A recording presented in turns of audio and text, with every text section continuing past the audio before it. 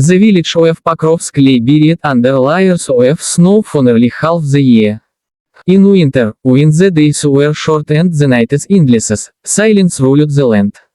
Yet every morning, before the first rooster's cry, a scraping sound could be heard in front of one small wooden house at the edge of the road. It was Mikhail Petrovich, a grey-bearded man with a withered face, steadily shoveling snow away from his doorstep. His neighbors sometimes peeked out of frosted windows and shook their heads. "Why does the old man batter?" They whispered. "No one walks this way until noon. He could sleep longer, enjoy the warmth of his stove." But Mikhail never explained. He simply lifted the heavy shovel, carved a neat path to the road, and then swept it clean with his old birch broom. He did it not for praise, not for reward, but because he had always done it. His father had taught him as a boy, begin your day with order, and the rest will follow. One biting January morning, as Mikhail finished his task, he heard the clatter of wheels and the muffled neighing of a horse. Through the swirling snow appeared a carriage, its wheels stuck in a deep drift just before his gate. A young woman wrapped in a thick scarf jumped down, her cheeks red from cold. "Sir, can you help me?" As she called, her voice trembling from both the frost and worry. "I've been stuck for an hour, and I fear the horse will not last much longer." Mikhail leaned on his shovel, nodded, and without a word began clearing the snow around the wheels. Soon two neighbors, noticing the commotion, came to lend their strength. Together, with pity and effort, they freed the carriage. The young traveler, Anya, looked at Mikhail with gratitude. "If not for your cleared path, I would have never reached here. And if not for your help, I would still be stranded." Mikhail smiled faintly. Habits may look small, but sometimes they prepare the way for more than we imagine. The carriage rolled away, and the neighbors, moved by his words, began to look at the old man's daily ritual with new eyes. When Mikhail's grandson Sergei moved to Moscow, he believed city life would open every door. The tall buildings, glowing shop windows, and endless traffic dazzled him at first. Unlike the quiet mornings in his grandfather's village, here the nights stretched late with neon lights, crowded cafes, and friends who lied until dawn. At first, Sergei enjoyed this freedom. He slept when he wished, ate hurried meals from street stalls, and talked little about routine. Habits of old men, he told himself. In the city, one must be quick, flexible, always on the run. But as weeks turned into months, Sergei began to feel a weight on his shoulders. He woke up late, often rushing to work with a foggy head and unfinished reports. His tiny apartment was always cluttered, dishes stacked, clothes unwashed. Even his health betrayed him, his back ached from sitting too long, and his mind grew restless. One winter morning, he overslept again. By the time he reached the office, an important client meeting had already begun without him. His manager's sharp eyes cut through him. "Sergei," he said coldly, "your potential is wasted if you cannot master your own time. Moscow rewards discipline, not excuses." Shame burned his cheeks as he left the room. That evening, he sat alone by the frosted window of his apartment, staring at the busy streets below. Somewhere deep inside, a memory surfaced, the steady sound of his grandfather's shovel scraping snow, the sight of that neat path carved through white silence. Mikhail's words echoed, "Begin your day with order, and the rest will follow." Sergei realized that what he lacked was not talent or opportunity, but the quiet strength of habit. The next morning, to his body protested, he forced himself to rise at dawn. He folded his bedding, washed his dishes, and walked outside into the biting cold.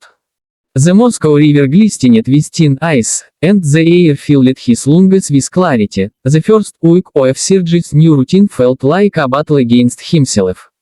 His alarm rang at 6, sharp and merciless. Each morning, his body begged him to stay under the blanket's warmth, to forget his promise. Yet, with clenched teeth, he forced himself upright. He washed his face in sea water, brewed a pot of tea, and tidied his small apartment. At first, the actions felt meaningless, like moving stones from one pile to another. The second week grew noisier. His muscles resisted the morning walks along the Moscow River. The wind cut through his coat, his breath turned into little clouds, and his legs felt heavy as lead. Often, he thought, what difference does it make if I walk or not? But then he remembered his grandfather's stupid yet steady figure, sweeping snow day after day, never asking whether it mattered. That memory pushed him forward. Slowly, something chunked. On the third week, Sir J noticed his mornings felt calmer. His thoughts, once clouded, grew clear. By the time he reached his office, he was already focused, ready for the day. His manager raised an eyebrow during one meeting. "You're early, Sir J. 2 weeks in a row," SH remarked. "Yes," Sir J answered with quiet pride. "I've started a new habit." His colleagues soon saw the difference. Whereas he had rushed through work with mistakes, now he submitted reports neatly and on time. He listened more carefully, spoke with more confidence. One young coworker, Pavel, who always struggled with deadlines, asked him over coffee. "How do you stay so steady, Sir J? You used to be like always running behind." Sir J smiled faintly. "I stopped fighting the day. Now I shape it, one habit at a time." They began walking together in the mornings before work. Pavel at first complained about the cold, but Sir J encouraged him gently, the way his grandfather's example had encouraged him.